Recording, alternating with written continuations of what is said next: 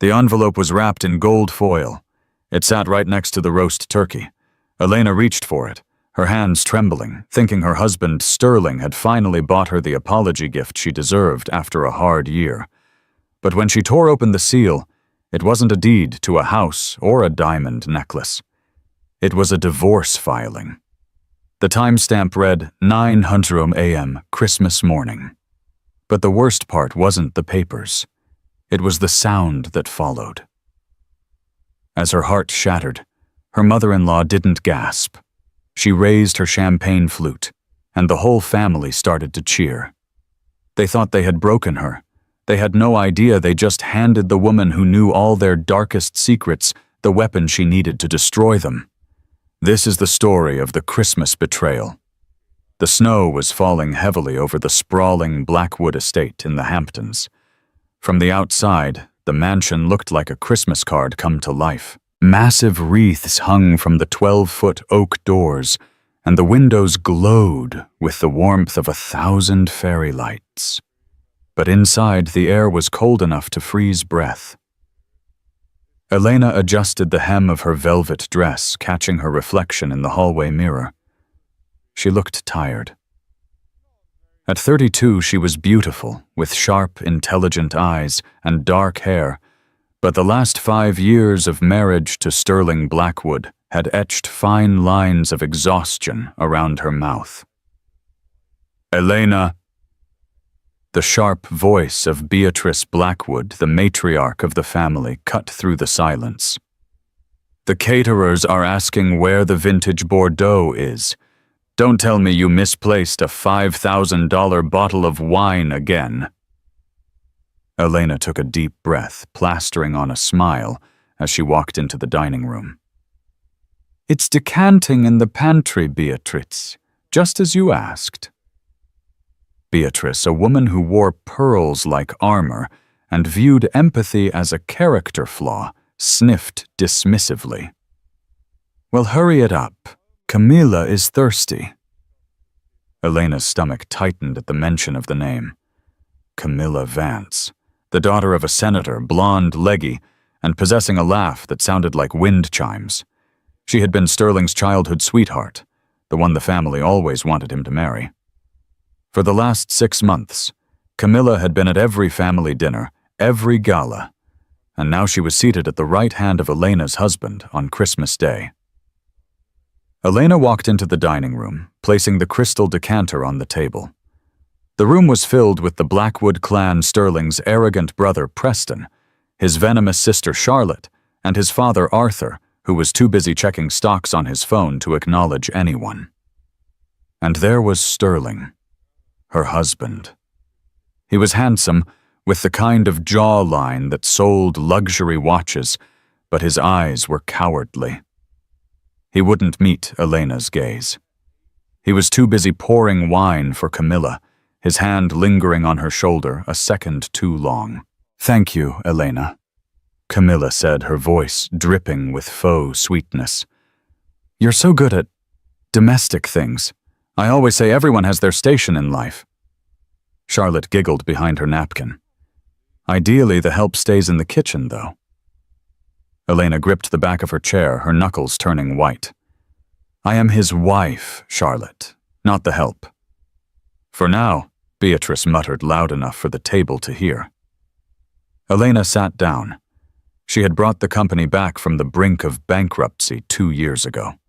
She had stayed up for 3 nights straight, rewriting the coding architecture for Blackwood Tech when their lead developer quit. She had balanced their personal books when Sterling gambled away $250,000 in Macau. She was the spine of this family, but to them she was still just the scholarship girl from Ohio who trapped their golden boy. The dinner was a blur of insults disguised as jokes. They talked about vacations Elena wasn't invited to. They reminisced about parties that happened before she was in the picture. Finally, it was time for gifts. The Blackwoods didn't do sentimental. They did expensive. Rolex's keys to new Porsche's stocks. Elena had saved for months to buy Sterling a rare first-edition book by his favorite author. She placed it gently in front of him. He didn't even unwrap it. He just pushed it to the side. "I have a gift for you, Elena," Sterling said. His voice was steady, but his leg was bouncing under the table, a nervous tic she knew well. He pulled a thick manila envelope from under his chair. It wasn't wrapped.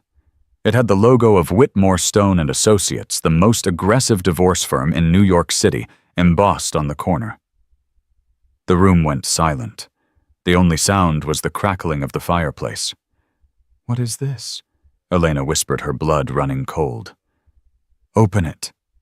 Beatrice commanded, her eyes gleaming with predatory delight. Elena opened the flap. She pulled out the document. The bold letters at the top swam before her eyes: Petition for Dissolution of Marriage. "Merry Christmas," Sterling said, finally looking at her. His eyes were devoid of love. They were cold, hard flint.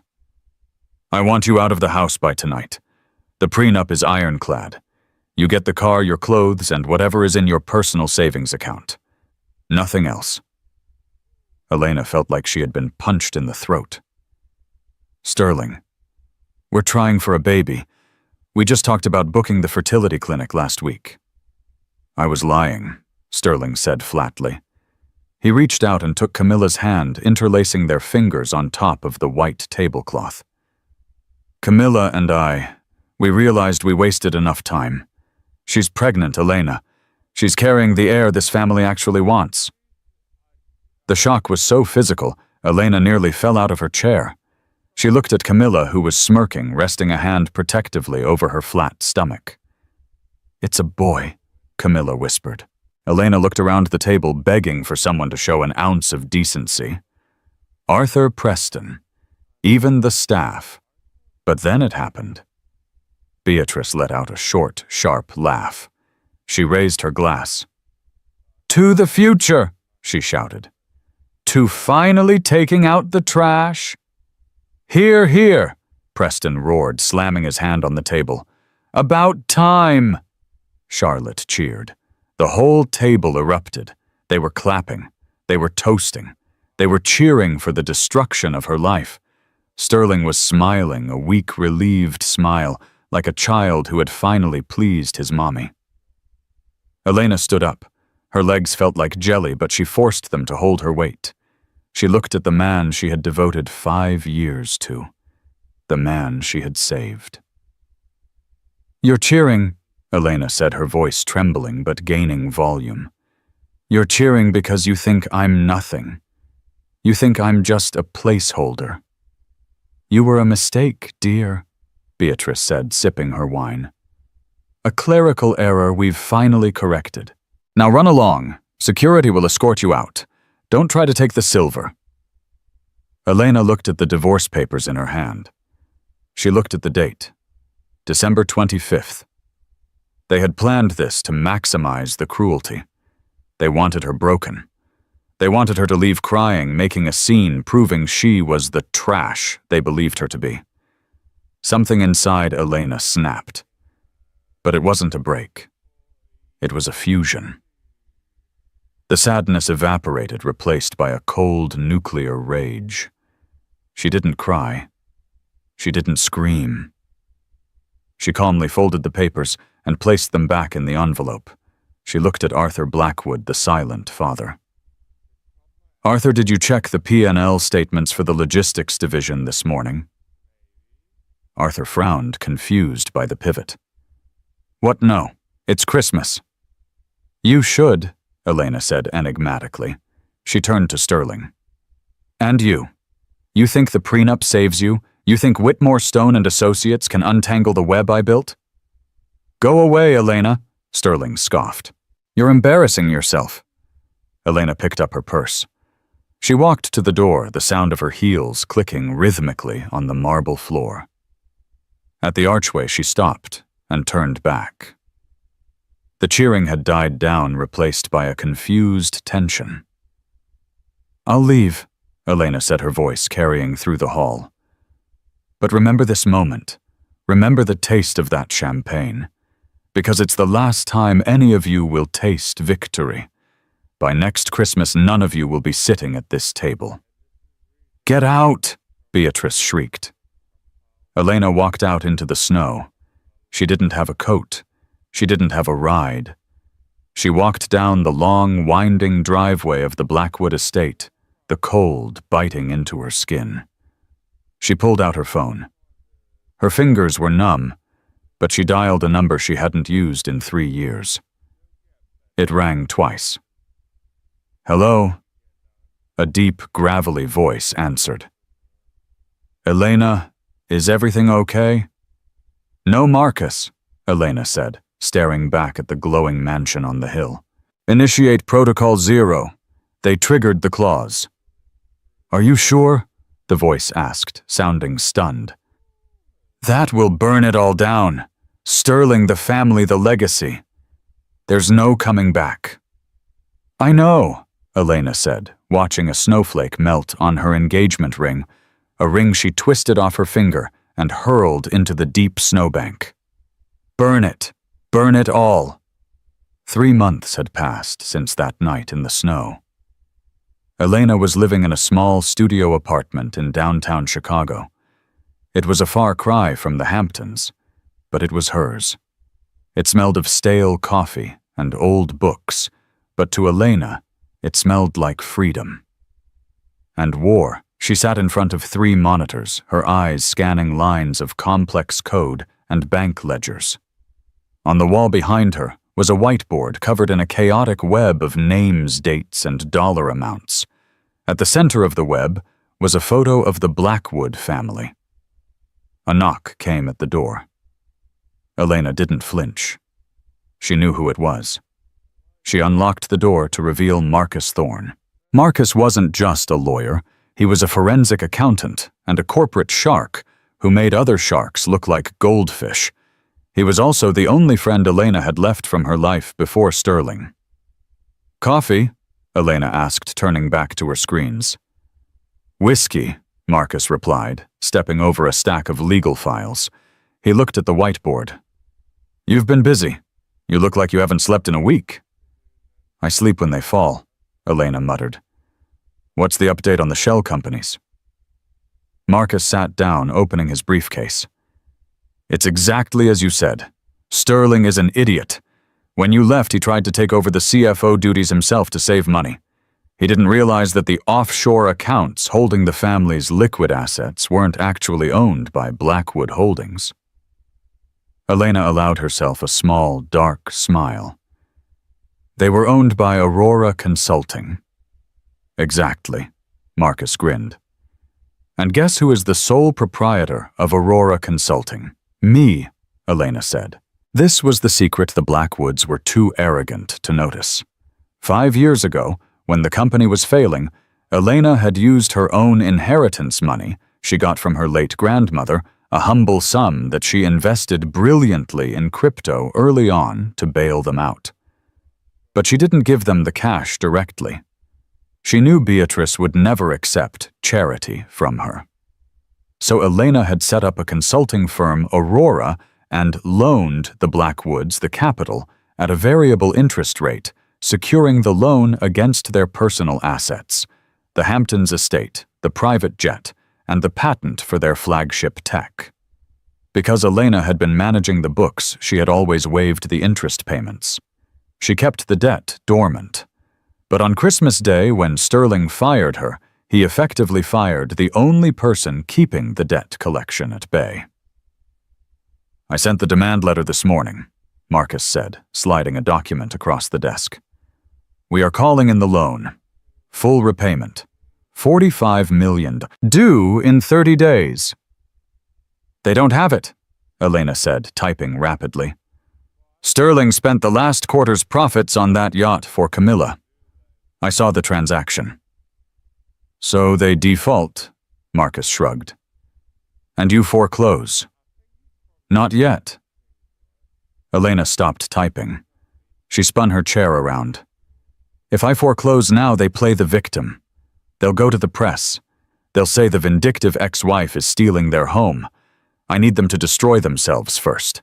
I need to dismantle their reputation." "How?" "Camilla," Elena said. She's the weak link. Elena pulled up a photo on her center monitor. It was a picture of Camilla Vance at a charity gala in Paris dated 2 years ago. She was arm in arm with a man who was definitely not Sterling. Camilla Vance isn't just a senator's daughter, Elena explained. She's a fraud. I did some digging. That pregnancy, I have a friend at the clinic she claims to be visiting. There are no records, Marcus. No ultrasound. No appointments. Marcus raised an eyebrow. She's faking it to trap him. To trap the family fortune, Elena corrected. The Vances are broke. Her father is under investigation for insider trading news that hasn't broken yet. Camilla needs the Blackwood name to shield her family's assets before the feds freeze everything. Jesus, Marcus whispered. And the Blackwoods walked right into it. They cheered for it, Elena reminded him coldly.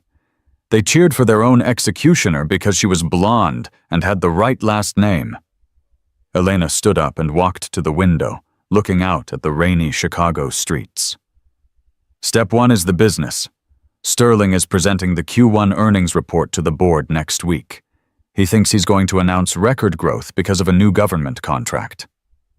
Let me guess, Marcus said. There is no contract. Oh, there was, Elena said. I negotiated it, but the contract had a key man clause. It stipulated that I had to be the lead project manager. If I was terminated, the contract would be voided immediately. Does Sterling know that? Sterling never reads the fine print, Elena said. He's going to walk into that boardroom, brag about money he doesn't have, and when the government rep stands up to correct him, it's going to be a bloodbath. Marcus laughed a dry, impressed sound. You're terrifying, you know that. I learned from the best, Elena said, thinking of Beatrice's cruel smile. Get the private jet ready, Marcus. We're going to New York. I want to be in the building when the stock price drops. The boardroom of Blackwood Holdings was located on the 50th floor, encased in floor-to-ceiling glass that offered a panoramic view of Manhattan. It was a view designed to intimidate. Today, however, the atmosphere inside was thick with nervous sweat, most of it coming from Sterling Blackwood. Elena watched the proceedings from a live feed on her tablet, sitting in a darkened SUV parked 3 blocks away. Damon sat beside her, monitoring the real-time stock tickers. He's sweating through his shirt, Damon noted dryly. The shareholders can smell fear, Sterling. Never let them see you bleed. On the screen, Sterling stood at the head of the massive mahogany table. He looked the part of the CEO custom Italian suit, perfectly coiffed hair, but his eyes were darting around the room. Seated around the table were the sharks, the board of directors, major investors, and crucially, Mr. Henderson, the liaison for the Department of Defense. As you can see, Sterling said, his voice cracking slightly before he smoothed it out. Q1 has been a transition period, but the volatility is temporary. We are projecting a 200% revenue increase by Q3, driven entirely by the launch of the Atlas Protocol. The Atlas Protocol. That was Elena's baby. It was a cybersecurity grid she had designed specifically for government contracts. Sterling, one of the board members, a gray-haired woman named Mrs. Galloway, interrupted. We've heard the projections. We want to see the contract. The stock has dipped 12% since Christmas. We were told the defense contract was signed and locked. Where is the countersignature? Sterling smiled that charming, vacuous smile that had worked on everyone except Elena. The contract is a formality, Mrs. Galloway. We have a verbal agreement. In fact, Mr. Henderson is here to confirm our partnership. Sterling gestured grandly to Mr. Henderson. The government official didn't smile. He stood up slowly, adjusting his tie. He looked at Sterling, then at the board. I'm afraid there's been a misunderstanding, Henderson said. His voice was gravelly and echoed in the silent room. Sterling's smile faltered. Excuse me. The Department of Defense was interested in the Atlas Protocol. Henderson continued, opening a folder in front of him. Specifically, we were interested in the architecture built by your Chief Technology Officer, Elena Blackwood.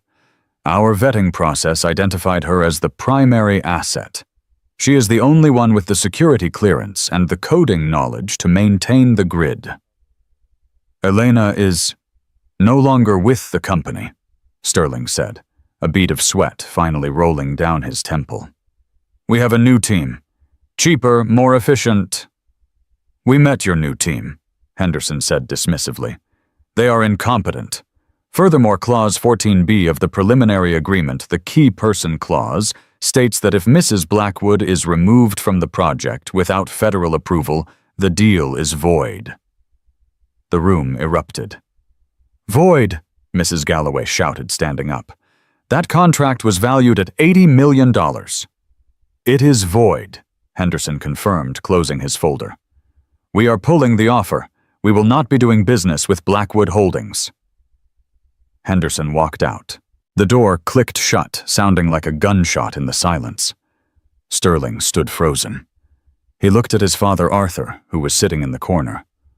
Arthur's face had turned a sickly shade of purple. Sterling, Arthur wheezed. Fix this. I can call them back, Sterling stammered. I can explain. You lied to us, Mrs. Galloway screamed. You told us the divorce wouldn't impact the business. You said she was just a secretary with a glorified title.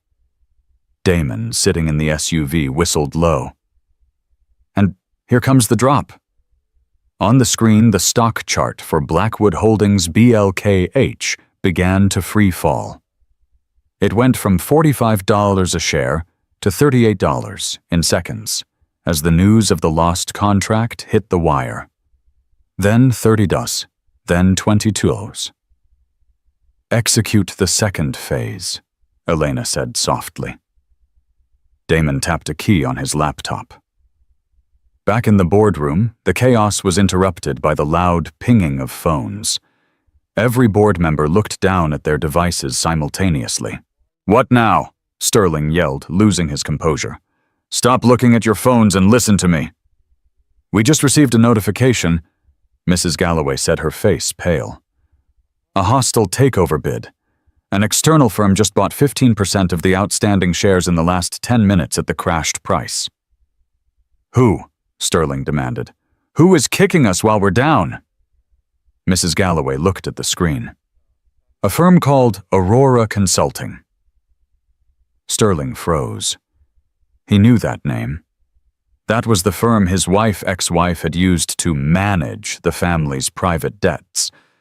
But he was too stupid to connect the dots. He thought Aurora was just a shell company for the family.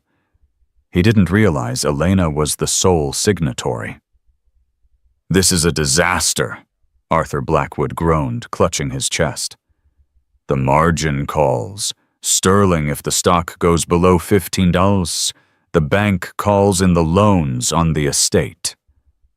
It won't go below 15, Sterling insisted, his voice shrill.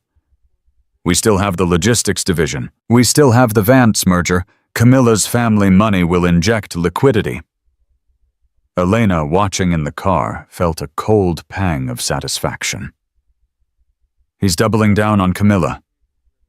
He has no choice, Damon said. She's his only life raft. If he admits she's a fraud, he admits he destroyed his marriage and his company for nothing. Then let's sink the raft, Elena said. Take me to the plaza. I believe Camilla is hosting her charity baby shower today. Elena checked her reflection in the rearview mirror. She wasn't wearing the drab gray suits she used to wear to appease Beatrice. She was wearing a blood-red designer dress, sharp heels, and diamond earrings she had bought with the profits from shorting her ex-husband's company. Are you ready to ruin a party? Damon asked, starting the engine. I'm not just going to ruin it, Elena said.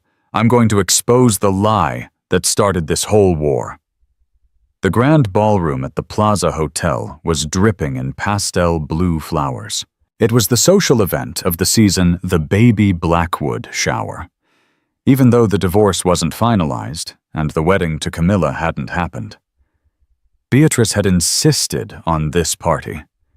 It was a PR move to distract from the company's plummeting stock price. Look, the party screamed. We are still rich. We are still happy. The dynasty continues. Camilla Vance sat on a velvet throne in the center of the room. She was wearing a flowing Grecian gown designed to accentuate a baby bump that seemed surprisingly prominent for 3 months. She was glowing laughing and accepting gifts from the elite of New York Silver Rattle's cashmere blankets, checks for trust funds. Beatrice stood by her side, looking triumphant. A grandson, she told the wife of a banking mogul. Finally, a true heir, not like that barren waste of space Sterling was with before. Sterling was there too, drinking heavily in the corner. He looked haggard. The board meeting had been 3 days ago, and the stock was still bleeding. He needed this illusion to hold. Suddenly, the double doors at the back of the ballroom swung open. The chatter didn't stop immediately, but a wave of silence rolled through the room from back to front as people turned to see who had arrived. Elena stood in the doorway. She looked radiant, dangerous, and entirely out of place. The red dress was a violent slash of color in the sea of pastel blues. Elena, Charlotte Sterling's sister, dropped her champagne flute. It shattered, silencing the room completely. Elena walked forward. The crowd parted for her like the Red Sea. She walked with the confidence of a woman who owned the building. She walked straight up to the dais where Camilla sat. "You're not welcome here," Beatrice hissed, stepping in front of Camilla like a guard dog. "Security, get this woman out." "I was invited," Elena said calmly, pulling an invite from her clutch. "By the hotel management. It seems you haven't paid the bill for the venue yet, Beatrice. My firm Aurora holds the lien on this event space. Technically, you're partying in my living room." Beatrice's mouth opened and closed like a fish. Elena bypassed her and looked at Camilla. Camilla's smile was plastered on, but her eyes were terrified. She shifted in her seat, placing a hand over her stomach. "Hello, Camilla," Elena said. "You look glowing." "Leave me alone," Camilla squeaked. "You're stressing the baby."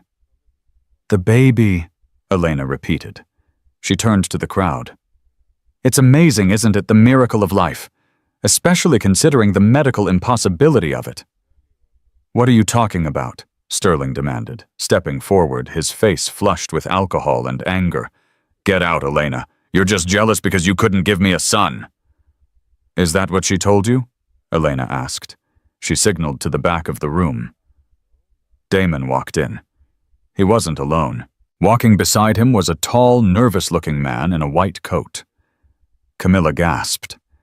She tried to stand up, but her dress got caught on the chair. "No," she whispered. "This," Elena announced to the room, "is Dr. Eris. He is the private physician for the Vance family. He has been treating Camilla for years." "I can't discuss patient confidentiality," the doctor stammered, looking at Damon, who held a thick legal file.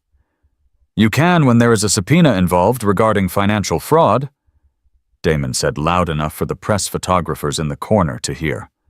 "Fraud!" Beatrice screeched. "How dare you?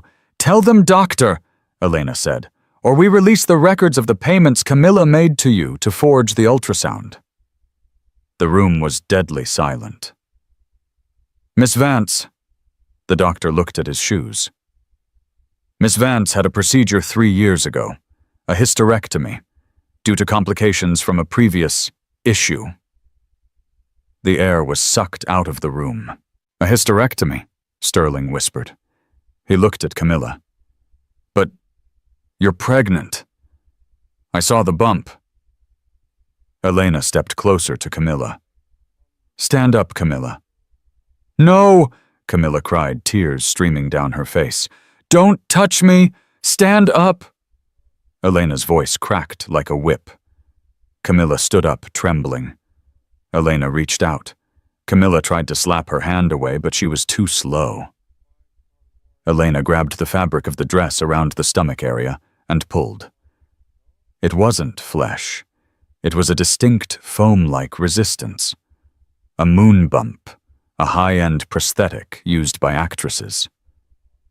"It's fake," Elena said, looking Sterling dead in the eye. "There is no baby. There never was. She played you, Sterling. She played all of you."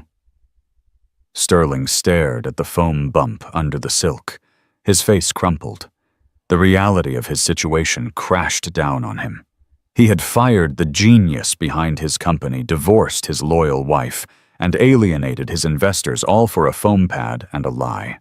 "Why?" Sterling croaked, looking at Camilla. "Because we needed the money."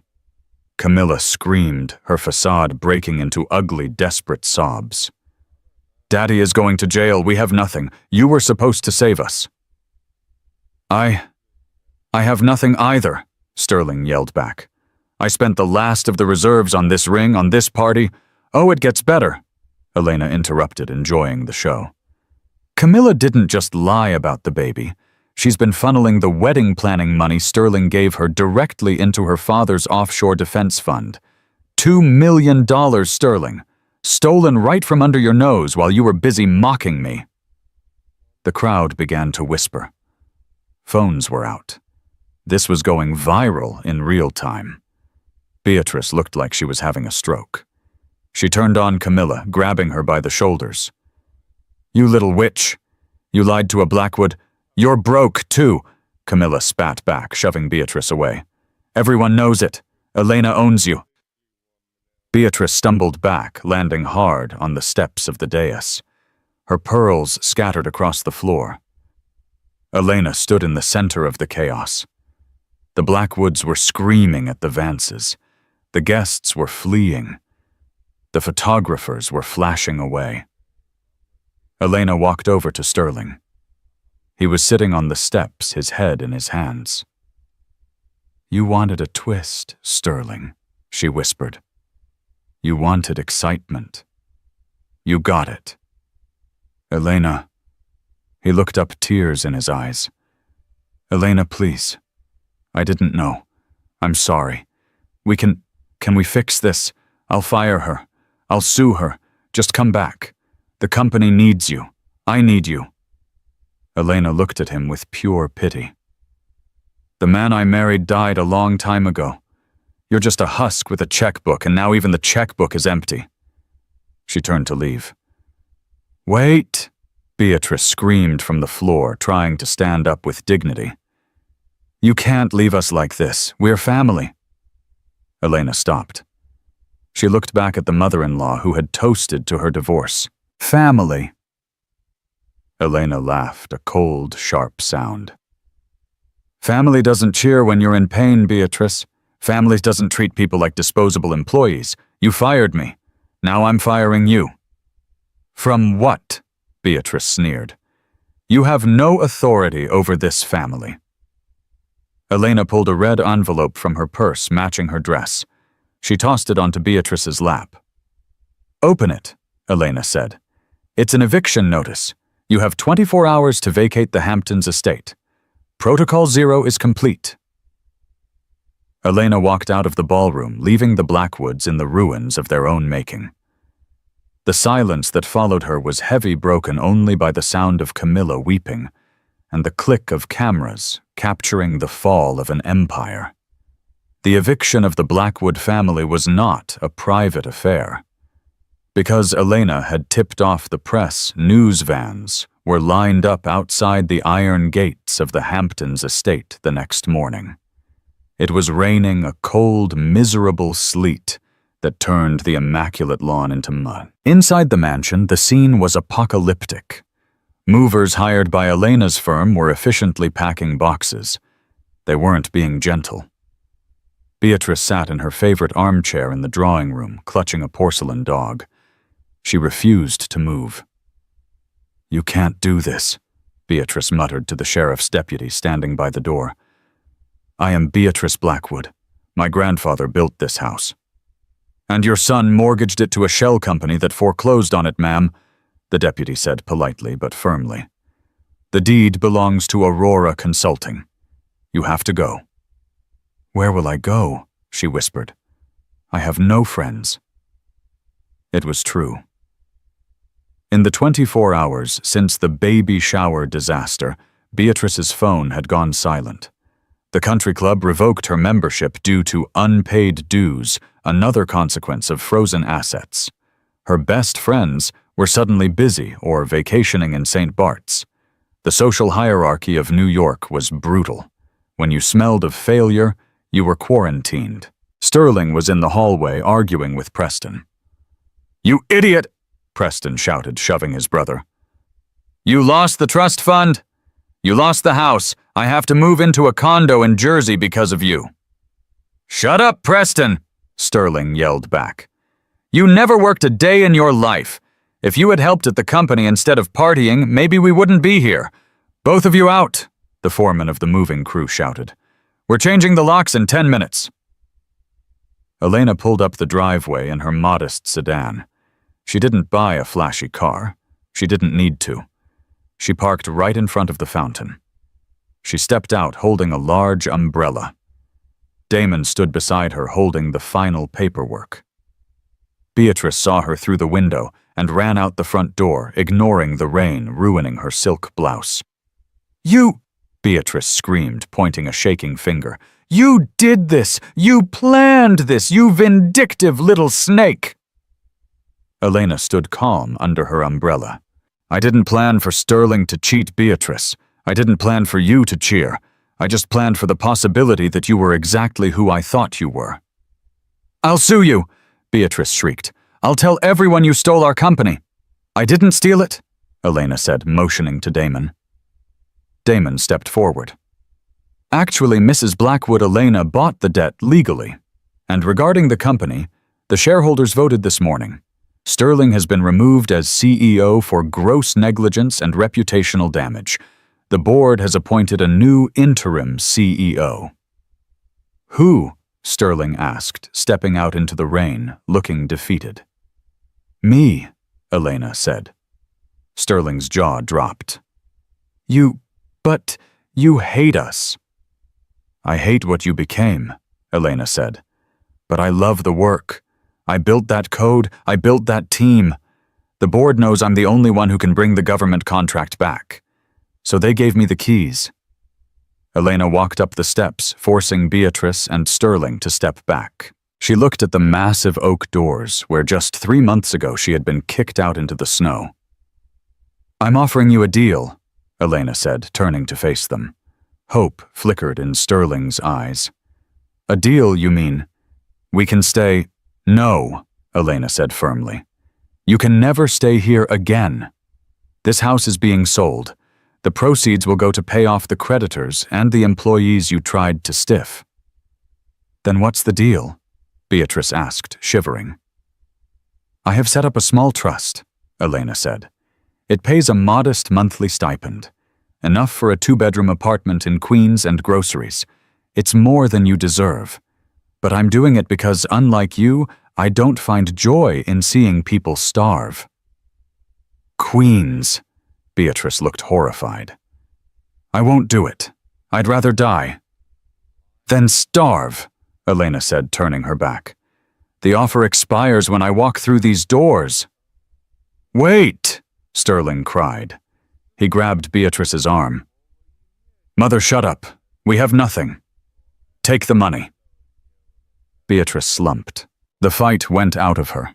She looked at the mansion, then at Elena, the woman she had mocked for her cheap clothes and common background. That woman was now the only thing standing between her and homelessness. "Fine," Beatrice whispered, her voice breaking. "We take it." "Good," Elena said. "Damon will handle the paperwork. Goodbye, Sterling. Goodbye, Beatrice." Elena walked into the mansion and closed the heavy oak doors. Inside the house was quiet. The toxic noise of the Blackwood family was gone. Elena walked to the dining room. The long table where they had humiliated her was empty. She sat at the head of the table, Beatrice's spot. She took a deep breath. It didn't feel like revenge anymore. It felt like justice. She pulled out her phone and dialed the number for the Department of Defense. "Mr. Henderson," Elena said, her voice strong and clear. "This is Elena Blackwood, CEO of Blackwood Holdings. I'm ready to renegotiate." Outside in the rain, the Blackwood family piled into a taxi, leaving behind the golden cage they had built, driven out by the very woman they thought they had broken. 2 years had passed since the eviction. The world had moved on, as it always does. The scandal of the fake baby and the Blackwood bankruptcy had been tabloid fodder for months, but eventually the news cycle churned and new scandals took their place. For Elena, however, time had not just been a healer, it had been a rocket booster. She sat in her corner office at Blackwood Holdings, now rebranded as Phoenix Systems. The view was the same one Sterling used to look out of when he thought he was a god, but the office felt different.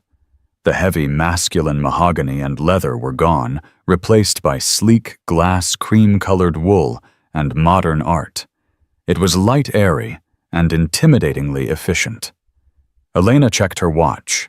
It was December 24th, Christmas Eve. "Mr. Thorne is here," her assistant buzzed. Damon walked in looking older, but just as sharp. He was now the general counsel for the company.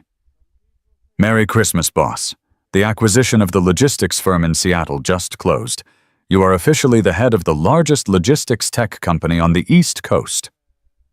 Elena smiled, signing the final document on her desk. "Good.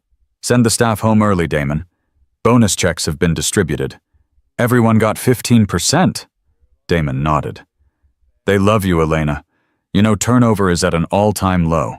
It turns out treating people with respect is a good business model." "Who knew?" Elena said dryly. She stood up and walked to the window. Snow was falling on New York City. It looked beautiful from up here, but she knew that down on the street it was cold and slushy. "Have you heard from them?" Elena asked quietly. She didn't need to specify who. Damon sighed. "I wasn't going to mention it until after the holidays, but yes, there was an incident." Elena turned. "What kind of incident?" "Sterling was arrested last night," Damon said. "Drunk and disorderly. He tried to crash the Vance family Christmas party at the Ritz. He was screaming for Camilla." Elena felt a mixture of pity and disgust. "Camilla Vance is in Europe, isn't she?" "Hiding out in Monaco looking for her next victim," Damon confirmed. "But Sterling, he can't let it go. He's obsessed. He thinks if he can just talk to her, he can fix it. He's living in a fantasy world." "And Beatrice, she's in the apartment in Queens," Damon said. "Our contact says she spends most of her days writing letters to old society friends who never write back. She's isolated. The neighbors hate her because she complains about their cooking smells in the hallway." Elena looked back at the snow. "Bail him out, Damon." Damon frowned. "Elena, no. He doesn't deserve it." "I know," Elena said, "but it's Christmas, and I want to see him. Just once. I need to know that the ghost is truly dead." 2 hours later, a black sedan pulled up to the curb of a dingy precinct in Lower Manhattan.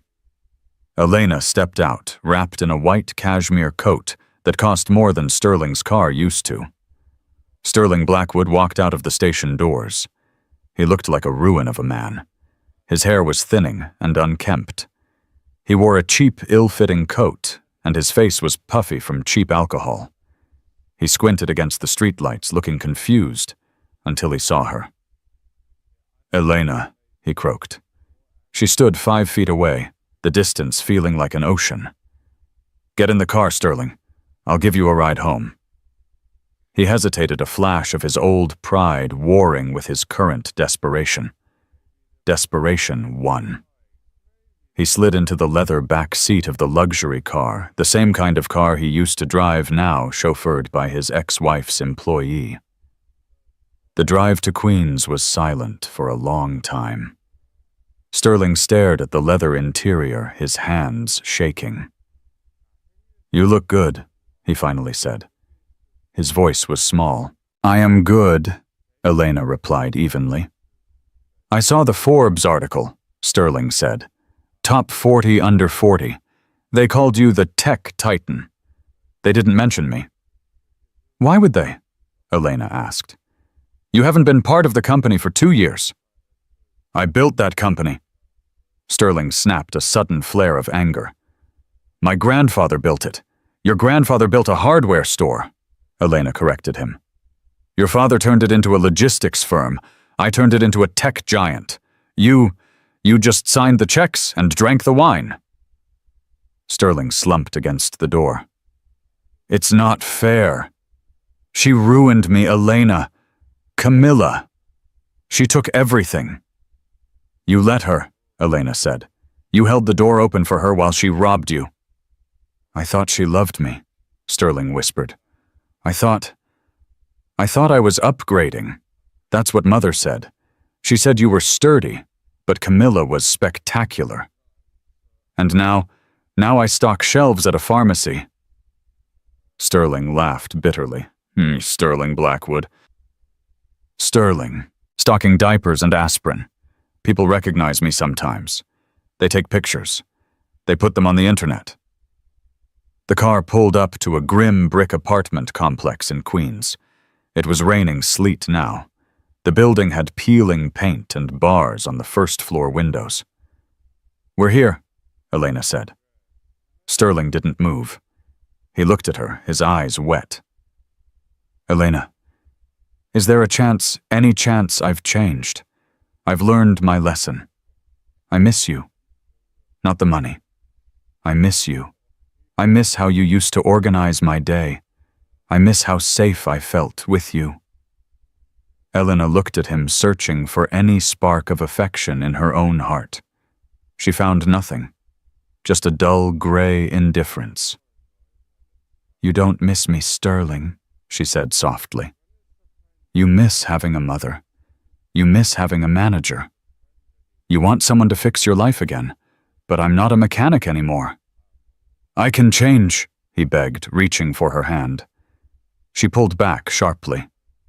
"No, you can't, because you still blame Camilla. You still blame the world. You haven't taken responsibility for the fact that you handed me those divorce papers on Christmas morning. You broke the seal, Sterling. You let the demons out." She signaled the driver to unlock the doors. "Goodbye, Sterling," she said. He got out slowly, the cold wind hitting him. He stood on the sidewalk, looking small and pathetic against the backdrop of the towering city. As the car pulled away, Elena didn't look back. She picked up her phone. "Damon. I'm here." "Cancel the monthly stipend," Elena said. There was a pause on the line. "Completely?" "No," Elena said. "Keep paying for the rent and the utilities. I don't want them homeless, but cut the cash allowance. If he's stocking shelves, he can buy his own booze. I'm done funding his self-pity." "Understood," Damon said. "Oh, and Elena, there's one more thing. A visitor is waiting for you at the office. Someone who says he knows you." "Who?" "Gabriel Vance." Elena's blood ran cold. Gabriel Vance, Camilla's older brother. The one member of the Vance family who had stayed out of the tabloids. He was known as the White Sheep of the family, a serious investment banker based in London who had publicly disowned his father and sister years ago. "What does he want?" Elena asked. "He says he has something that belongs to you." Elena walked into her office, her heart beating a little faster than usual. Sitting on her white sofa was a man who looked strikingly like Camilla. The same blonde hair, the same sharp jaw, but his eyes were different. They were kind, tired, and serious. Gabriel Vance stood up when she entered. He was holding a small velvet box. "Mrs. Blackwood," he said. His voice was deep, lacking the shrill affectation his sister had. "Or is it Ms. Razi now?" "Elena is fine," she said, keeping her distance. I assume you're here to sue me, or perhaps to beg for money like the rest of your family. Gabriel winced. I deserve that, but no, I'm here to apologize. Apologize? Elena crossed her arms. My father and sister, they are like a cancer, Gabriel said, looking pained. I cut them off 10 years ago, but I recently found out that before the baby shower incident, my sister stole something from your home. She took it during a dinner party weeks before the divorce. Gabriel held out the velvet box. Elena stepped forward and opened it. Inside sat a brooch. It wasn't diamond or ruby. It was a simple silver circle with a pearl in the center. It had belonged to Elena's grandmother. It was the one item she hadn't been able to find when she packed her boxes. She had assumed it was lost in the chaos. She pawned it, Gabriel said. I have a standing alert for family heirlooms appearing in pawn shops. I recognize the description from the police report you filed years ago. I bought it back. Elena picked up the brooch, her thumb tracing the silver. Tears, hot and unexpected, pricked her eyes. This piece of jewelry meant more to her than the entire Blackwood estate. Why? Elena asked, looking up at him. Why bring it back? Because my family took enough from you, Gabriel said. I wanted to give something back, and I wanted to meet the woman who finally beat them. You're a legend in London, Elena. The woman who outsmarted the sharks. Elena looked at Gabriel. For the first time in years, she felt a spark of interest that had nothing to do with business. Thank you, she said softly. Would you like a drink? It is Christmas Eve, after all. Gabriel smiled, and it transformed his face. I would love one. 1 year later.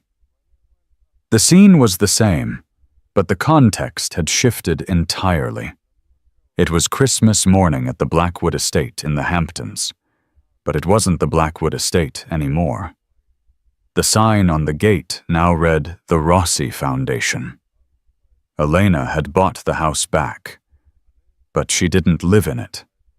She couldn't. The ghosts were too loud. Instead, she had turned the massive mansion into a sanctuary, a retreat for women and children escaping high-conflict divorces and financial abuse. The ballroom where she had been humiliated was now a playroom filled with toys and laughter. The dining room where she was served divorce papers was now a communal kitchen where families cooked together. Elena walked through the halls carrying a mug of hot cocoa. She wasn't wearing a designer dress. She was wearing jeans and a thick wool sweater. Walking beside her was Gabriel. They weren't married. Elena wasn't sure she ever wanted to sign a government contract for love again, but they were partners in every sense of the word. He held her hand, his thumb rubbing her knuckles. We have a full house, Gabriel said, looking at the children running through the foyer. 30 families this Christmas. It's good, Elena smiled. Better than empty, echoing halls. Her phone buzzed. It was a notification from her private investigator. Subject: Beatrice Blackwood status update. Elena opened the message. It was a photo. It showed a hospital room. Beatrice was lying in a bed, looking frail and small. She was hooked up to a monitor. The text read, "She had a stroke last night. She's at St. Jude's. Prognosis is poor. She's asking for you." Elena stopped walking. Gabriel squeezed her hand. What is it? Beatrice, Elena said. She's dying. Do you want to go? Gabriel asked. You don't have to. Elena thought about it. She thought about the cruelty, the cheers, the eviction. She thought about the woman who had tried to erase her existence. Yes, Elena said. I need to close the book. The hospital smelled of antiseptic and pine cleaner. Elena walked into the room alone. Beatrice was awake, her eyes fixed on the ceiling. When she saw Elena, she tried to lift her head, but she was too weak. You came, Beatrice whispered. Her voice was a rasp. "I did," Elena said, standing at the foot of the bed. "Are you here to gloat?" Beatrice asked. Even dying, she had a sharp edge. "To see the witch dead." "No," Elena said calmly. "I'm here to tell you that you didn't win. But I didn't win either, Beatrice, because there was no game. That was your mistake. You thought life was a competition for status. You thought people were pieces on a board." Beatrice's eyes filled with tears. "I just wanted the best for my son." "You destroyed your son," Elena said, not with malice, but with brutal honesty. "You raised him to be weak. You taught him that money was a substitute for character. And now he's alone." "Is he coming?" Beatrice asked, a desperate hope in her voice. "He's in the waiting room," Elena lied. Sterling wasn't there. Sterling was currently in a rehab facility upstate that Elena was secretly paying for. He wasn't allowed visitors yet. But Elena decided to give the old woman one final mercy. "He loves you," Elena lied again. "He's just unable to be here right now." Beatrice closed her eyes, a tear tracking through the wrinkles on her cheek. "I'm scared, Elena. I have nothing. I'm leaving nothing behind." Elena looked around the sterile room. She reached into her purse and pulled out a photo. It was a picture of the mansion, now filled with children lights in every window, a real Christmas tree in the foyer. She placed the photo in Beatrice's hand. "You left this," Elena said. "The house you loved. It's full of life again. It's safe. I made it something good. Your legacy isn't the hate you spread, Beatrice. It's the good I was able to do because you forced me to find my strength." Beatrice looked at the photo. Her trembling finger traced the roof of her old home. She looked at Elena with an expression that might have been gratitude, or perhaps just relief. "You were always the strong one," Beatrice whispered. The machine next to the bed beeped rhythmically. Beatrice's breathing slowed. She clutched the photo to her chest. "Merry Christmas, Beatrice," Elena said softly. She turned and walked out. She didn't stay for the end. She didn't need to. Outside the hospital, snow was falling again. It was the thick, fluffy kind of snow that makes the world look clean and new. Gabriel was waiting by the car. He saw her face and knew it was over. He opened the door for her, but she paused. She looked up at the sky. 3 years ago, she had stood in the snow, broken, humiliated, with nothing but a phone and a desire for revenge. She had wanted to burn the world down. And she had. She had burned down the lies, the pretenses, the false dynasties. But looking at Gabriel and thinking of the 30 families safe and warm in her house, she realized that fire didn't just destroy. It cleared the ground for new things to grow. She took a deep breath of the cold, crisp air. It didn't smell like revenge anymore. It smelled like peace.